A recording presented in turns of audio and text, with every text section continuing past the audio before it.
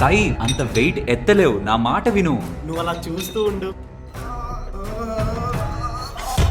సాయి ఏమైంది? పద హాస్పిటల్కి వెళ్దాం. ఏం కాదు సాయి, అసలు ఎంత వెయిట్ ఎత్తాడు? సుమారుగా 150 kgs. దానివల్లే తన స్పైనల్ కార్డ్ డ్యామేజ్ అయ్యింది. ఫర్దర్ గా ఇంకా డ్యామేజ్ అవ్వద్దు అంటే స్పైన్ స్టెబిలైజింగ్ సర్జరీ వెంటనే చేయాలి. సర్జరీ ఇంకా అంతా కలిపి ఒక 10 lakhs వరకు అవుతుంది. 5 lakhs అడ్వాన్స్ అక్కడ పే చేయండి. నా బ్యాంక్ లో 2 lakhs ఉన్నాయన్నా. పోనీ హెల్త్ ఇన్సూరెన్స్ లేదా? హెల్త్ ఇన్సూరెన్సా? సాయి, అన్ని చెప్పిన వెబ్సైట్ లో ఫ్యామిలీకి ఒక మంచి హెల్త్ ఇన్సూరెన్స్ తీసుకున్నాను రా, నువ్వు తీసుకో.